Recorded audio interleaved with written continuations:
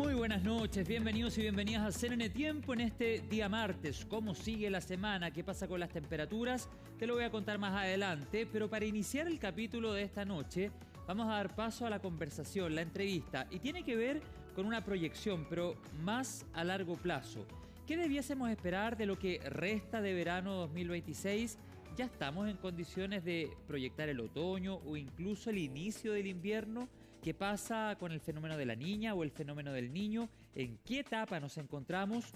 Todo eso lo vamos a hablar a esta hora en CNN Tiempo, así es que la invitación es a que te quedes en nuestra compañía. Comenzamos el programa. Y vamos a iniciar esa conversación con un amigo de la casa, un amigo de CNN Tiempo, el climatólogo Raúl Cordero, que ya lo hemos conectado otra vez en la pantalla de CNN Chile. ¿Cómo has estado, Raúl, tanto tiempo? Bienvenido. Muchas gracias por la invitación, muy bien, gracias. Raúl, primera evaluación de lo que llevamos de verano. ¿Se ha cumplido la proyección climatológica o hay algo que te ha sorprendido? Bueno, en principio no va a ser en términos de temperatura un verano récord, pero sí, desgraciadamente sorprendieron las olas de calor con la que comenzó este año. Es decir, el verano, sobre todo la primera mitad, diciembre y la primera quincena de enero fue más cálido de lo que se esperaba. Y durante ese periodo se registraron tres olas de calor en verano, eso no se registraba ya hace algunos veranos. Así que bueno, esas olas de calor explican por qué la sensación con la que vamos a terminar es que ha sido un verano muy caluroso. Fue un verano muy caluroso, pero por otro lado, la segunda mitad no ha sido tan calurosa, la segunda mitad que estamos viviendo ahora del verano y probablemente cierre en la parte alta de la tabla de récords de temperatura, en términos de temperatura, este verano para Chile, pero no va a ser uno de los veranos, uno de los top 3 más calurosos, afortunadamente. Claro, tengo la sensación que hemos tenido veranos peores. De hecho, nosotros hemos conversado en Sí. otras oportunidades. Raúl Cordero, climatólogo.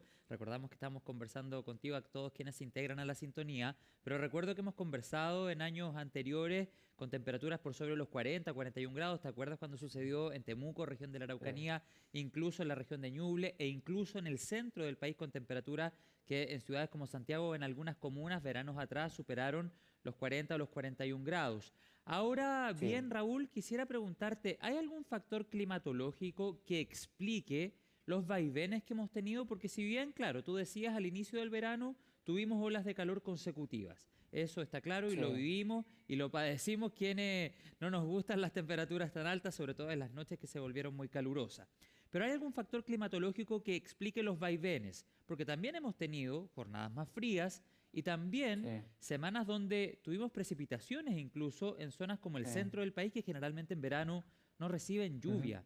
¿Hay algún factor que esté detrás y que pueda explicar todo eso, todos esos cambios? Bueno, hay como dos factores en términos climáticos que son bien relevantes. El primero es la niña, este enfriamiento en el Pacífico tropical, que en general modera las temperaturas. Por eso no esperábamos que este verano fuese un verano extraordinariamente caluroso. No va a serlo, afortunadamente, sin perjuicio de que tuvimos, como tú bien mencionabas, olas de calor. Esas olas de calor probablemente sean consecuencia del empuje del calentamiento global, que es el segundo factor. Entonces tienes la niña tratando de moderar las temperaturas y por otro lado el cambio climático empujando esas temperaturas al alza. El cambio climático está haciendo que las olas de calor se disparen en frecuencia en todo el mundo y desgraciadamente este verano no fue la excepción, a pesar del efecto moderador que en las temperaturas la niña tiene.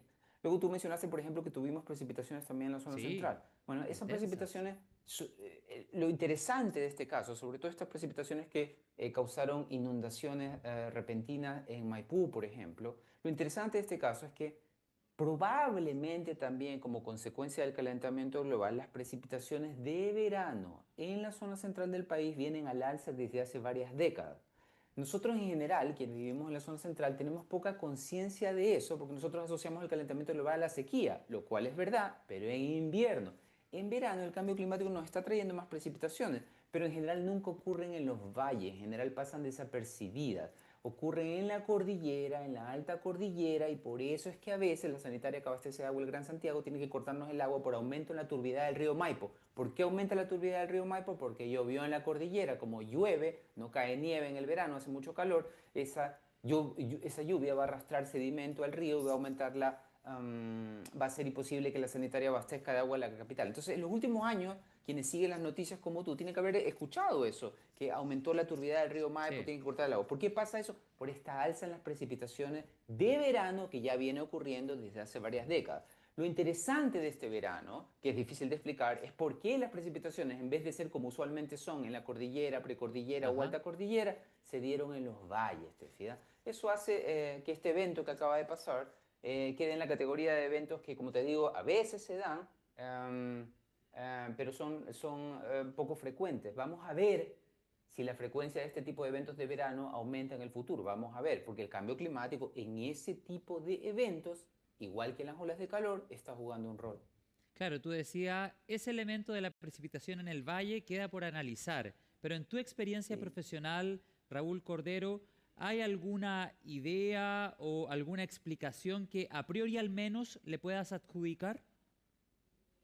Mira, el evento mismo fue consecuencia de una baja segregada y el número de días de bajas segregadas en la zona central, de acuerdo a estadísticas de la Dirección Meteorológica de Chile, viene aumentando. En las últimas décadas aumentó en alrededor de 20%. ¿Te fijas? Entonces, como te decía, lo único que podría decir es que este tipo de eventos podrían, como han venido en las últimas décadas, continuar aumentando en frecuencia. Es verdad que muy pocas veces llueve en los valles durante el verano, pero a veces ha pasado. Por ejemplo, con granizo, que parecía un poco de nieve, cayeron en noviembre del 2018, ya bien iniciado el verano, Ujú, en plena moneda. Les gusta googlear pueden ujú. verificar nieve o granizo en el Palacio de la Moneda en noviembre del 2018. ¿Te fijas? Entonces, hay precipitaciones de verano. Otro evento mucho más catastrófico, mucho menos anecdótico, ¿te fijas? Fue el de las precipitaciones de 40, más de 40 milímetros en los valles a fines de enero, comienzos de febrero del 2021. En ese caso no fue una baja segregada, fue un río atmosférico, ¿te fijas? Una cosa Claro. todavía más complicada. Pero la moraleja es que las precipitaciones en verano en la capital vienen aumentando de acuerdo a estadísticas que nosotros tenemos, la Dirección Meteorológica de Chile produce. Y además es una cosa que predicen los modelos climáticos va a continuar aumentando en frecuencia. Así que quizás este tipo de eventos que a veces pasan, como te digo, desapercibidos, a veces uno se entera simplemente por el alza en la turbidez del río Maipo, a veces por lluvias como las que afectó Maipú, anécdotas como que caiga granizo en la moneda, ¿te fijas? Ese tipo de eventos podrían aumentar en el futuro porque eso es lo que se prevé leyendo las proyecciones de los Entiendo. modelos climáticos. Claro, dicho sea de paso, tú mencionabas las precipitaciones en verano en cordillera. Estamos viviendo Sí, estos días con un sistema frontal que viajó sí, desde el sur, que ha dejado ujú, precipitaciones también en otras regiones del sur de Chile y el centro sur sí, del país, y se proyecta, sí, de hecho, para las próximas horas algunas precipitaciones en la sí, cordillera de los Andes de la zona centro. Así es que atención ujú, con eso, no en los valles, no en la ciudad de Santiago, pero podría precipitar en alta cordillera a propósito del desplazamiento de un sistema frontal que vino desde el sur. sí, Dicho ujú. eso, Raúl Cordero, y con el fin de proyectar el resto del verano, tú me decías anteriormente, todo indica que lo que queda de febrero y marzo no va a ser extremadamente caluroso o ya no fue extremadamente caluroso y esto tiene que ver con el fenómeno de la niña. Te hago una pregunta. ¿No se pueden descartar entonces otras lluvias de verano para lo que queda de febrero y para lo que vamos a vivir en el mes de marzo? Lo que pasó hace 2 semanas atrás, ¿podríamos vivirlo nuevamente en el centro del país?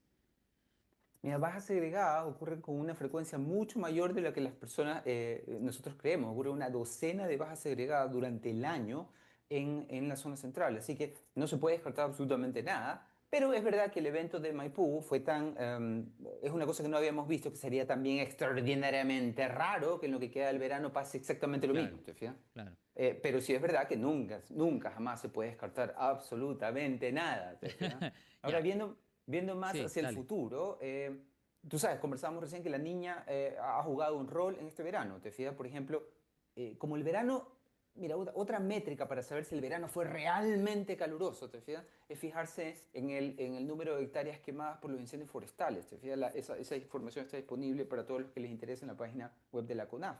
Y por ejemplo, la revisé antes de que conversáramos y llevamos alrededor de 66.000 hectáreas quemadas. Eso es 66.000 hectáreas quemadas, eso es mucho, pero está extraordinariamente lejos del récord de 477, casi 500.000 hectáreas que Mm, perdimos en el 2017 o las 400 y fracción, 1.000 hectáreas que perdimos en el 2023, ¿te fijas? Entonces, ese verano del 2017 y ese verano del 2023 que mencioné, esos son los veranos más claro, calurosos sí. registrados en la zona central. Y este verano, como afortunadamente, a pesar de esos eventos extraordinarios de calor que sí tuvimos, esos eventos duraron pocos días, ¿se fija?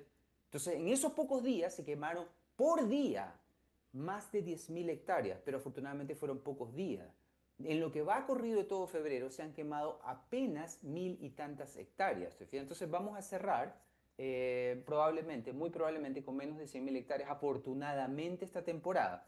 Lo que significa que el verano no fue afortunadamente tan caluroso, porque bueno, los que seguimos estos temas ya probablemente, los televidentes que siguen a ti ya probablemente tengan muy claro que la temperatura, las condiciones meteorológicas juegan un rol extraordinario a Sí, la claro. hora de hacer imposible o difícil contener la propagación de fuegos.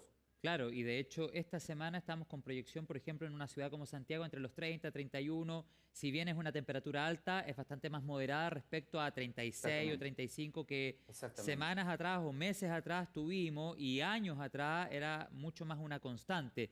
Es interesante la manera en la que tú nos enseñas a identificar si estamos o no en presencia de un verano extremadamente caluroso. Tú mencionabas la cantidad de hectáreas quemadas por incendios forestales y eso es súper importante consignarlo y lo han dicho las autoridades también a propósito y luego de lo que sucedió en el centro sur de nuestro país, que el 99,7% de los incendios forestales tienen al hombre detrás, ya sea por accidentabilidad, negligencia o intencionalidad. Por supuesto es clave Ujú. investigar, pero sabemos que una temperatura alta con un porcentaje de humedad bajo o que la velocidad del viento en aumento hace que el combate del incendio se vuelva mucho más difícil y que la propagación sea mucho más rápida. Por lo tanto, ahí se explica que ante condiciones adversas, cuando hablamos del pronóstico del tiempo, la cantidad de hectáreas quemadas sea mayor, lo que tú señalabas Eh, anteriormente, Raúl Cordero. Ahora te quiero hacer una pregunta a esta hora de la noche en Serene Tiempo, que te la juegues, Raúl, y que me digas en qué condiciones estamos de poder proyectar marzo, abril,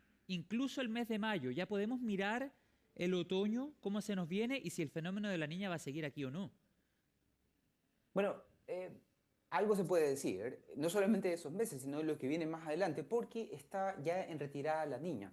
Viste que la niña está en enfriamiento en la temperatura superficial del Pacífico tropical. Frente a las costas de Ecuador y Perú hay una zona que se llama la 1-2 y un poco más allá, en la zona central del Pacífico tropical, está la zona 3-4, que es la zona como de referencia. Ujú. Pero usualmente lo que pasa en la zona 1-2, más cerca de Ecuador y Perú, anticipa lo que va a pasar después al centro del Pacífico tropical. Y la zona 1-2, lo estuve revisando, ya tiene temperaturas, anomalías positivas, es decir, ya no está más fría de lo que debería, al revés, está un poco más cálida de lo que debería. Y eso explica por qué la mayoría de pronosticadores que se dedican a analizar el fenómeno del niño y la niña ya pronostica el fin de la niña. Y pronostican más que eso, a mediados de este año, el desarrollo del niño. Entonces, como la niña tiene un efecto, viste que conversamos que la niña modera las temperaturas en el Sí, verano, ¿verdad? sí, Pero la sí. niña tiene un efecto muy negativo para nosotros en el invierno porque nos roba precipitaciones. Entonces, el hecho de que se anticipa ya, se ve en el horizonte el fin de la niña, pronto, te fijas, en los próximos meses, eso significa que disminuyen los chances de que el 2026 sea extraordinariamente seco. ¿Te fijas? Mejora nuestro chance. Puede ser que sea seco por el efecto del calentamiento global, pero la niña más calentamiento global, eso es malo para nosotros. Entonces, que se anticipe el fin de la niña es buena noticia y eso hace Ya. que los chances de que los próximos meses y sobre todo durante el invierno sean muy secos en la zona centro y centro-sur disminuyan. Así que buena por ese lado. Ya, Lo pero en el malo, como te decía, fondo, es que se anticipa el niño. claro, sí, pues es que ese es el tema, porque del fenómeno de la niña podemos pasar a una etapa neutra y luego al fenómeno del Sí, niño.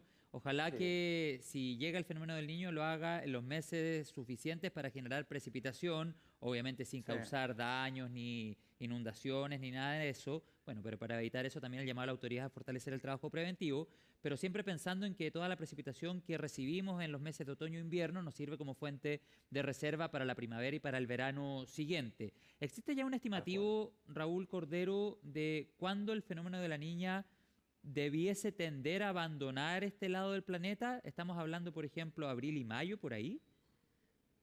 Tal vez un poco antes, de Un hecho. Se poco anticipaba antes. que podía ser muy el inicio del próximo otoño, es decir, en el mes de marzo. Así que para nosotros eso es buena noticia, como te digo. Si la niña se alargara, prolongara, bueno, eso haría disminuir los chances de tener un otoño relativamente normal en términos de precipitaciones en el centro sur. ¿Te fijas? Entonces, el fin rápido de la niña, pasar rápido la etapa neutral, es buena noticia. Si luego además se desarrolla el niño, eso como tú dices, el niño empuja las precipitaciones al alza, Pero la última vez que tuvimos el Niño, 23-24, tuvimos un par de eventos muy importantes de precipitaciones que causaron estragos, incluso víctimas fatales en el centro sur. Así Entonces, es. invocar al Niño es mejor no, mejor es pasarnos rápidamente a la zona neutro y quedarnos ahí. Mm, Desgraciadamente, el Niño se va a desarrollar. No está claro ni exactamente cuándo, es decir, si va a ser durante el invierno o más corrido a la primavera, que es lo más tradicional, sí. o qué tan intenso va a ser. Pero lo que es ahora muy probable es que tengamos en la segunda mitad de este año Niño. Eso significa quizás una ayuda Julio, en términos de agosto. precipitaciones para que la primavera del 2026 sea lluviosa. Ese es el escenario que ahora se ve como probable. Pero a mí siempre me preocupa el verano de los niños. Se fija, el verano de los niños, ese sí es un verano caluroso. Este verano, malo, 3 olas de calor, incendios forestales que arrasaron por día 10.000 hectáreas mientras la ola de calor perduró. ¿Te fijas?